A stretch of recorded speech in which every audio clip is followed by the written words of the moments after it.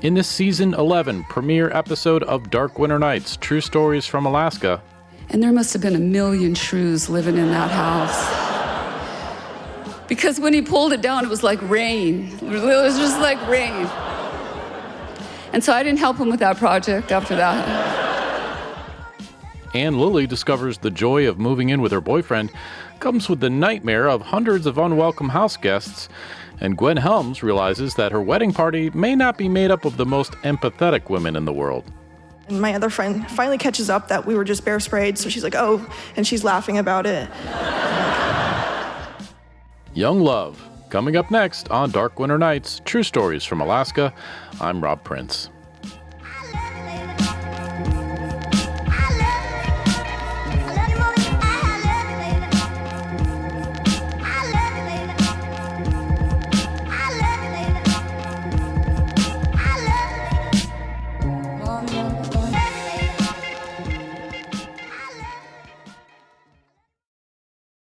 Seems like when we're young, we often put up with a lot more hassle for the sake of love than we'd stand for later on in life.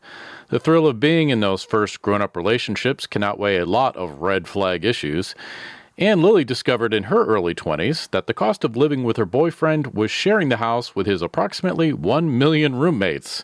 She told this story at our March 2025 sold-out live event in Fairbanks, Alaska. Here's Ann. In my early 20s, I went to live and work in one of the villages here in the interior, and I met a guy, and we started hanging out, and he was going to go trapping. He had a trap line about 35 miles downriver, and he said, do you want to go? And I said, sure, I'll go, because that sounded like an adventure. And we went down on snow machine, and he brought a wall tent, just a little 8x10 wall tent, and he brought a stove, and I thought that was pretty cool, because it was 35 below, and he set it up, and it was warm in there. And I was busy keeping wood in the stove, and he was out cutting up wood, and he had a bunch of stuff cached. Apparently, one of the things he had cached was this big bundle of dry fish for dogs, and he had just left it on the ground. He came in and told me that when he picked that bundle of dry fish up to hang up in a tree, there was about 100 shrews living in the bundle. And they were just kind of living in there and eating their way through it, kind of like a shrew hotel. When he did that, they all moved in with us. And I think an important part of the story that you have to understand is that I hate them. Like I really, really hate them. He got this big log and he put it down the back of the tent, and then he filled it with spruce boughs and put a tarp over it, and that was our bed, and I could sit on the log. And I'd sit on the log, read a book, and I'd look down and there'd be a shrew right next to me. His little paws in the air, just looking around. And I was pretty sure that as I lay down at night, there were shrews crawling around all underneath me in the spruce boughs. And I was so afraid one of them was going to crawl into my mouth while I slept at night that I just wrapped a scarf around my mouth when I went to bed at night. He lived in this shack, and I'm really not exaggerating. He lived in this shack by the airport. It was about 10 by 16. And when it rained, it leaked so bad that it took about 16 pots and coffee cans and whatever else we could find to kind of just catch the rain. And we just kind of weave our way through it. And so I was like, okay, I'll move in with you. But I don't want to live here. So, and sometimes, I don't know, some of you know, it can be hard to find a place in the village, like there's not always a lot of housing. And so we looked and looked, and we finally found this old cabin. It was for sale. It was in kind of a nice spot, but the cabin itself was pretty old and pretty run down. And it had been built on an ice lens. And so the center of the cabin actually had a hump in it. And the walls of the cabin had actually fallen down pretty far into the ground, so that there was like a 3-foot difference between the center of the floor and the edge of the cabin. And it was like 18 by 20. It wasn't that big, right? And the windows were about 4 inches off the ground. And so the only way to look out the window was to just bend over and kind of turn your head to the side. But it was okay, and I just put a big kitchen table over the hump in the middle of the floor because then it didn't feel like you were going up and down so much when you were walking around, and it was bigger, and the roof didn't leak, and so that was good. But pretty quickly I noticed that we had a lot of company. There was voles and shrews, a lot of shrews, and there was mice. There was just a lot of them. And I figured, well, the walls are really close on the ground. They're down on the ground. They're probably crawling in under there. And we set traps out. We probably set traps every day, every other day. We'd set 4 or 5 of them out, and we had like 100% catch rate. So, but I just figured that we were staying on top of it, you know. And it wasn't too bad. But in the winter, it was cold. Like the logs were only about maybe 4 or 5 inches at the most. And we had a wood cook stove, and we had a barrel stove, and it was 40 below. We would get them both roaring, and it would get to about 45 degrees in there. So after a year or two, we're like, okay, we're gonna build another place, right? And just like, okay. And so he decided he was going to build a place right next door, and so he put down some gravel, and he went out and got a bunch of drift logs, and he did a beautiful job. Just put the logs right on the ground, though, just old-fashioned way. Put it up pretty quick, like we had it up in the summer, and when we got the log house done, it was about the same size. We tore down the old house so we could park over there, do something with the place, and the old guy that had built it, his name was Gus, he had put this like fiberboard on the inside of the walls, and it was maybe 3/4 inch thick, and it was the funniest stuff. You could like grab a hold of it and pull a piece of it off. Never really saw anything like that. And then he painted it, but it still looked really bad. So the first thing that we did, and I was gonna help, was to just pull the fiberboard off. And behind the fiberboard, there were layer after layer after layer of cardboard boxes stapled to the walls of that cabin. And there must have been 8 or 10, and it was all the way around. Ken, so he was a pretty big guy, pretty strong, and so he grabbed one of those, whole layers, all 8 layers of them, and he just gave a good pull. And there must have been 1 million shrews living in that house.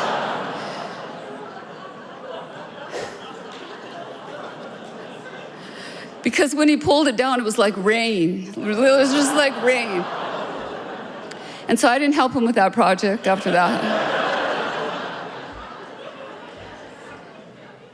And then he tore the place down, and they didn't have any place to go, so they moved in with us.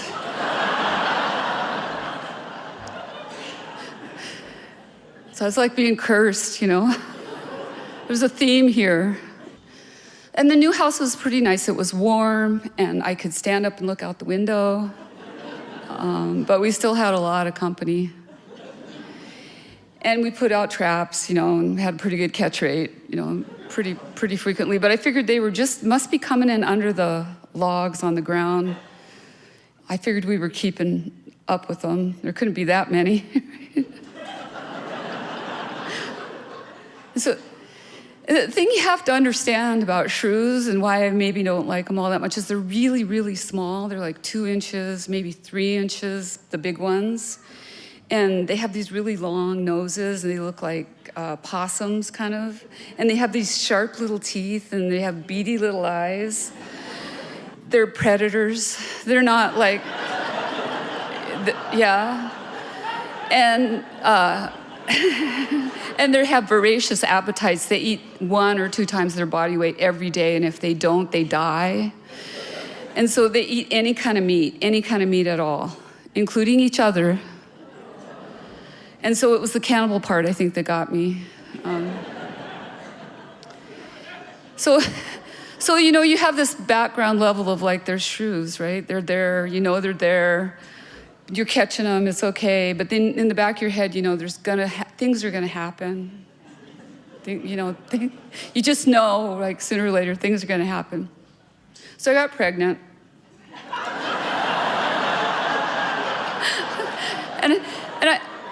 And I don't like milk. I don't like it at all. I've never been able to figure out how people could drink a whole glass of milk all by itself. And milk was super expensive in the village, and so we would get quart cans of milk from town, and I bought a case of them, and I was determined I was going to drink milk.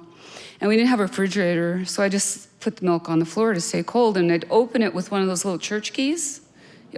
We call them church keys, but we used to open beer cans with a little triangle on the top, right?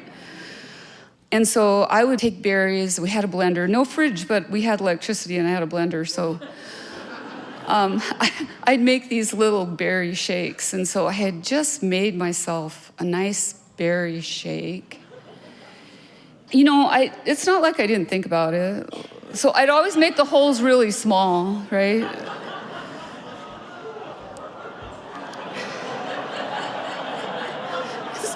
And Ken knew it was a big deal. And so he would always give me a really hard time about it. And he loved to tease me about it. And so I'd just taken a really big swig of this. And I looked up, and he's holding that can of milk up, and he's got this twinkle in his eye. And I'm like, oh, no, I'm not going to fall for that. Like, no, like, I don't know what you're doing, but there's no way. There's no way. And so he takes what's left of the milk in the can, and he pours it into a cup. There wasn't much left. And he holds it up, and he shakes it back and forth. And you could hear this tink, tink, tink. This was a good thing I was pretty far along, because I didn't drink much milk after that. And then, our son was born, and so we needed a little bit more room, and we built a little addition. It wasn't very big, just like logs on the side, and there was enough for a couch and the crib and then a bed. And the walls were log, but I don't know if you guys have ever noticed there's this thing that happens in Alaska where you get 2x4 walls or 2x6 or 8 or whatever, and you put the sheeting on the outside, and then you put the insulation up, and then you put the visqueen up, and that's as far as it goes.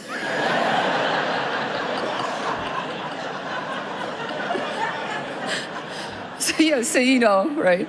So we had logs on the walls, but the ceiling was just visqueen. And shortly after that got put up, we started to notice that there was a lot of mice and voles and everything walking around on the visqueen. And it wasn't like a siding here or a siding there. They had trails and nests and babies, and the babies had babies and they had nests, and you could see the whole thing going on. It was like having an ant farm, only with voles and shrews. And the only thing that gave me any comfort when I laid in bed at night, I'd look up at the ceiling, and I'd go, the visqueen's in good shape. There's no holes. I'm gonna have one more good night. It'll be okay. I think the last thing that really sticks in my memory, just to be consistent, where the addition came on, there was one leak. Just where the two places, joined the old building. And it wasn't very big. It was only like maybe a foot. It just leaked a little bit on one end. And so we didn't have any running water, so we did our dishes in a dishpan. And it was just big enough that if you put one dishpan under there, it would catch the leaks, and it'd be pretty good for the whole rainstorm. And so it'd been raining one day pretty hard, and I came home. I think I was working, and I came home, and Ken was sitting on the couch watching Alaska One, the only station. And I noticed he had taken the dishpan and he'd stuck it under to catch the leaks, but he hadn't emptied the dishpan out yet. And so I hate it when that happens because there's always a little scum on the top. If you leave the rags in there, you leave your scrubber in there, and you leave your sponge in there, and you leave your dishes, and then you gotta clean them out. And so I was kind of ragging on him a little bit about that while he was trying to watch his show. And I'm like, man, I don't know why you couldn't just dump it out first. It's not that big a deal. And while he's doing that, I reached in and grabbed my scrubber, and I grabbed my sponge, and I gave him a good squeeze, and I knew something was wrong.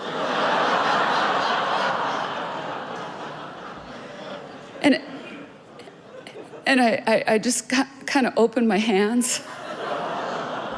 And there were two really slimy dead shrews in my hand. And I screamed and screamed and screamed, and I just froze. I really couldn't move. And when I finally kind of shook myself out of it a little bit, I looked over, and he's on the couch laughing so hard, he's doubled over, holding his stomach, and he barely stayed on the couch. It was pretty bad. So that's my story of unwelcome guests. Thank you. And Lilley. She shared that story at our sold-out March 2025 live event in Fairbanks. This is Dark Winter Nights, True Stories from Alaska, the Young Love episode. I'm Rob Prince.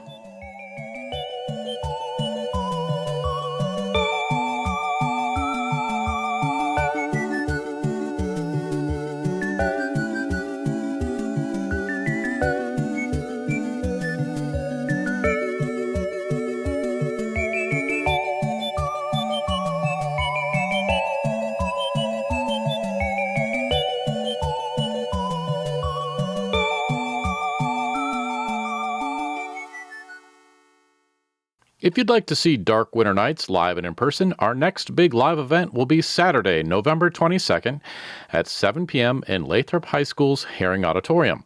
I honestly can't believe I'm saying this, but we have sold out our last 4 big shows in a row. To be the first to know when tickets go on sale so you don't miss out, you can subscribe to our e-newsletter at darkwinternights.com. That's where we always first send out notifications about when tickets will go on sale, as well as other major Dark Winter Nights news. You can also follow us on Facebook to see details on future events. We're still actively looking for stories for our November 22nd event. So if you've got a true story from Alaska you'd like to share with us, you can email us at story@darkwinternights.com or contact us through our website. There's no need to write out the whole story. That's actually not all that helpful to us. Our favorite way to receive stories is just a quick and dirty audio recording of you telling the story that's just recorded on something like a smartphone and emailed to us. That helps us to get a much better sense for the tone of your story and for you as a storyteller. Speaking of storytelling, if you'd like to learn more about how to tell great stories, I have an entirely free online storytelling class on the very popular edX educational platform. You can learn all of the simple tips and tricks I give to storytellers when I'm coaching them on their stories. And it really is free. That's not a trick. You can pay if you want a certificate proving you took the course, but just taking the class is free. There's more information about that class on our website as well, and we'll see you at our next big live event on November 22nd.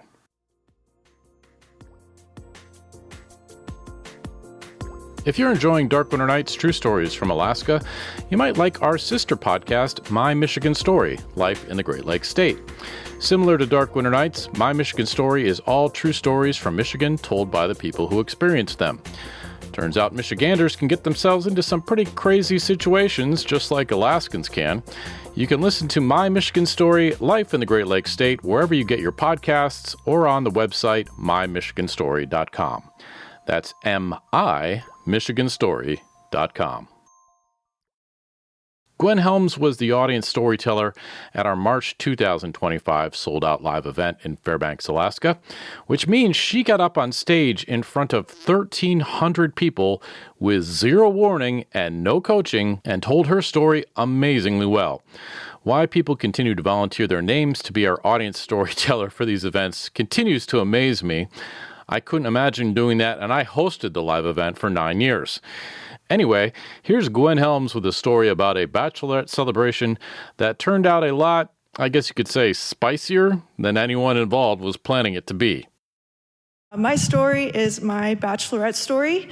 I'm born and raised here in Fairbanks, Alaska, and I really wanted to do a trip, like a camping trip for my bachelorette. So I had me and my closest best friends, Siwa Welterlin, her younger sister Nyla Welterlin, and then Ella Carlson, and we did a 5-day quick run down from Fairbanks, and we went to Skagway, and then we ferried from Skagway to Haines, and then back up to Fairbanks in 5 days. It was really quick, and we really wanted to do a nice big hike when we were in Skagway, and so we got all ready, we got our backpacks on, and we started the day pretty early, and it took us about 4 hours to reach the top of Upper Dewey, which was the mountain name in Skagway, and it had a big lake, and we're getting up there and we get all excited, and it looks nothing like the photos because it was early mid-June and it was still icy, and so we're like, oh, it's okay, it's really cool. And the lake was icy, still in the middle, but there was some rocks right off in the front, and so we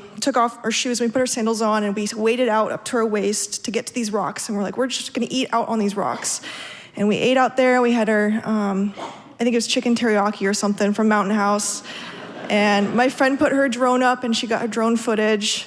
We probably spent 4 hours out on that rock, and we're like, okay, it's time to head back. We left one of her friends, Ella, down a little bit the way because her knee was starting to bug her. So it was just me, Nyla, and Siwa, and we got our backpacks on, we're ready to go. We got our sandals back on because we're gonna have to wade across this icy water, waist deep, to get across back to our trail to get back off the mountain. And I turn to tell my friend, hey, it's time, once the sun peaks, we're gonna book it across. I turn to tell her, and as I turn, I detonate the bear spray can. And my elbow sets it off, and I look down, because I'm like, what is that sound? Mouth open, eyes open, and I get a full plume of bear spray, and and it hits my maid of honor. She's down too. And she didn't know what happened to her for 10 minutes. She's just rocking on the ground because she doesn't. And then Nyla, she was shielded from it because she was behind me, and she runs around because she saw what happened. I saw what happened. Siwa didn't see what happened, so I'm crawling up this rock trying to reach the water, and I couldn't quite reach it. And so Nyla's got wet wipes, and she's trying to wipe it from her eyes and her mouths. And it was 10 minutes of not being able to breathe. And so I'm smacking my legs against the rock, trying to ground myself so I didn't throw up. All these thoughts run through my head. I'm like, oh, I'm gonna be disfigured. I'm getting married in a week and a half. It's gonna be bad. I'm gonna be blind. I'm gonna have rashes. And so I was pretty nervous, and we're like, well, we're still on this rock. We still have to get across. I had finally started being able to breathe again, and after I was able to breathe, I'm like, okay, now it's time to see. So I start wiping it out of my eyes, and at this point, my adrenaline kicks in, so I'm shaking, and my friend's freaking out because she thinks I'm panicking, but I'm like, no, it's fine, we'll be okay. And my other friend finally catches up that we were just bear sprayed, so she's like, oh, and she's laughing about it. And Nyla's like, okay, how are we gonna get across?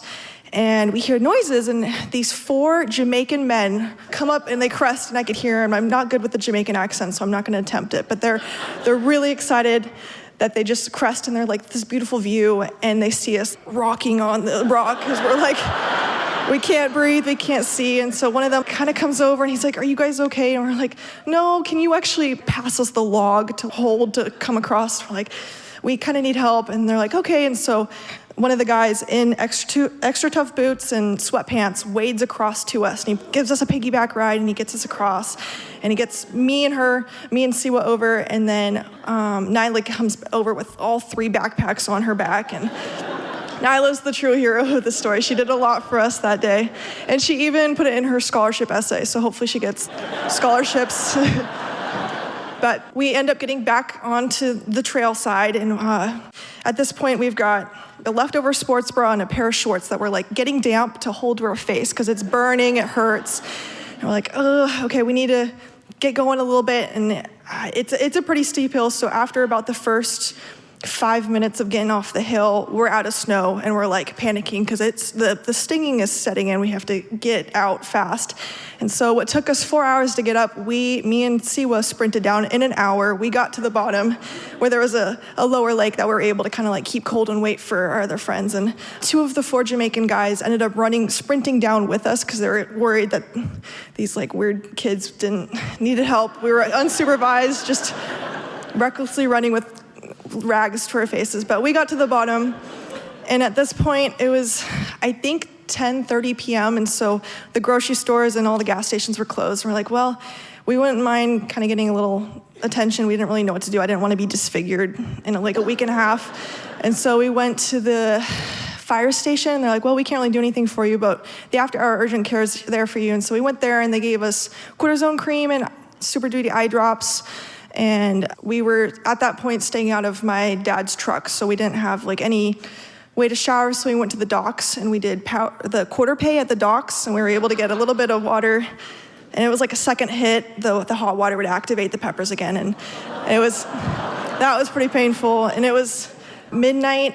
Probably at this point, we hadn't eaten dinner, and so I cooked up the chili on the tailgate with my headlamp because it was pitch black out, but that was my bachelorette. And the wedding went without a hitch, nothing went bad during the wedding, but for the bachelor party, they ended up almost getting an avalanche, and that was like in mid-June. I don't know how they do that. And then for the engagement, I kind of got pinned beneath my snow machine, and there was no way we're gonna get to where he wanted to propose, so he just like ended up doing it at the base of the mountain where we were heading. So, but the wedding went good. Yeah.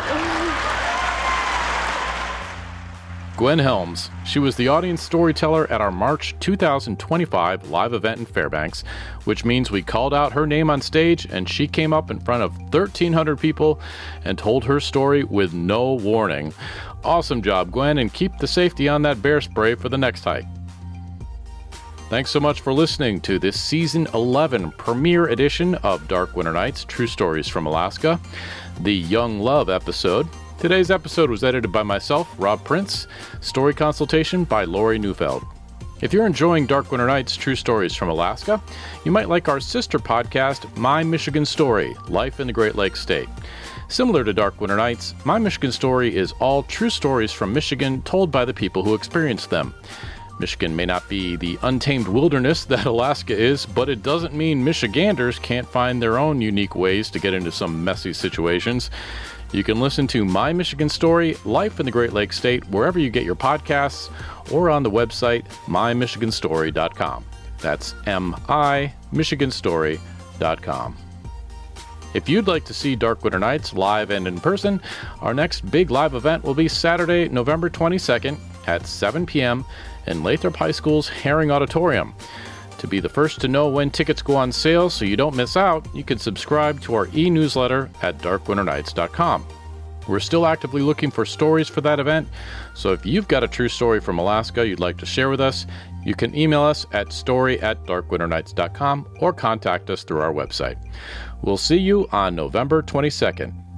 Remember, these are the stories we tell up here in Alaska on Dark Winter Nights. I'm Rob Prince.